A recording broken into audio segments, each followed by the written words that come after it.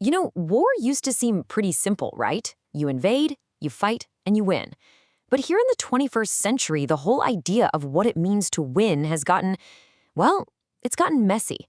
Because while the world spent 2 whole decades watching one huge war, another country was playing a totally different game, a much quieter one. So let's look at the last 20 years through a different lens and just ask this one question. What if the country that actually gained the most ground in the Middle East is the one that never even sent an army across the border? Okay, so let's start with the story we all know. It's 2001, right after 9/11, and the United States launches its war in Afghanistan. The mission, at least on paper, was crystal clear. Go after al-Qaeda, kick the Taliban out of power, and make sure that region could never be used to launch attacks again. Now, the commitment to this was just immense. We're talking about a price tag of over $2 trillion. A number so big, it's hard to even wrap your head around. It was a staggering investment of money and resources over 2 decades. And it wasn't just about the money. It was the time. 20 years. That's an entire generation. From that initial invasion back in 2001, through big moments like the raid on bin Laden in 2011, all the way to that chaotic final withdrawal in 2021. So what happened at the end of the day? Well, after all of that time, all of that money, the Taliban came right back into power. When you look at a map of who controlled Afghanistan before 2001 and after 2021, you kind of have to admit, it looks tragically familiar. But this is where the story gets really interesting. Because if you zoom out from just Afghanistan and look at the entire region, you see something else was happening. While one superpower was locked into this massive direct conflict, a regional power, Iran, was playing a completely different game.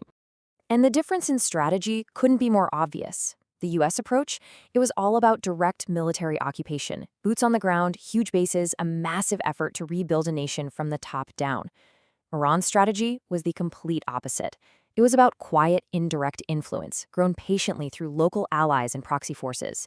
It was loud versus quiet. This is a textbook example of asymmetric warfare. It's kind of like a geopolitical judo move. See, instead of trying to match America's overwhelming military power head-on, which would be impossible, Iran used that strength against them.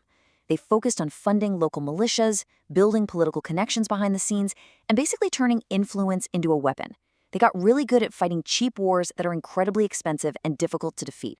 So Iran is slowly, patiently playing this long game, when suddenly an event, a move made by its biggest rival, basically put its entire strategy on hyperdrive overnight. And here's the twist.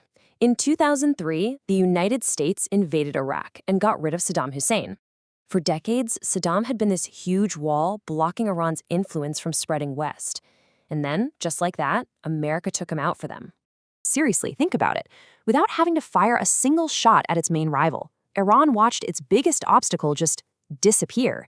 That invasion created a huge power vacuum right on Iran's border, and Tehran, with all of its deep ties to Iraq's Shiite population, was perfectly positioned to just step right in. And this brings us to what might be the single most important strategic story of the last 20 years. The United States was pouring all of its attention, all of its money, into one massive and costly war, while Iran was quietly and methodically expanding its influence across 4 different countries, basically creating a strategic land bridge that reshaped the entire power structure of the Middle East. Let's break down how they did it. This is what analysts call Iran's ring of influence. You can see it stretching from Iraq, where Iran-backed militias are now major players in the government, to Syria, where Iran was essential in keeping the Assad regime in power.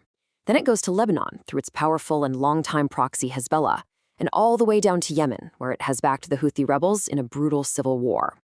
So let's just step back and put these 2 strategies side by side. If we're looking at cost versus outcome, how do the last 2 decades really stack up? Well, the difference is just staggering. The U.S. spent trillions with a T for an outcome where the original enemy is back in charge. Iran, on the other hand, spent a tiny fraction of that. We're talking billions to achieve a massive expansion of its power across the region. It really was a masterclass in using leverage instead of occupation. But, and this is really important, none of this strategic success abroad means that things are great for Iran back home. They're not. Far from it. Understanding their geopolitical wins isn't about cheering for them. It's about doing a cold, hard strategic analysis. You see, all this regional power has been built on a pretty shaky foundation. The country's getting crushed by international sanctions, its economy is a mess, the government is dealing with a lot of unrest from its own young people, and it's constantly facing military threats from its neighbors. And this really gets at a major shift in how modern conflicts work. Maybe winning isn't about creating peace and prosperity anymore. In the cold, hard math of geopolitics today, maybe winning is just about giving yourself more strategic options while taking them away from your rivals. It's a game of leverage. So after 2 decades, trillions of dollars, and so many lives lost, maybe the big question isn't who won the Afghan war. Maybe the real question is, did we completely misunderstand the kind of game that was being played across the entire region all along?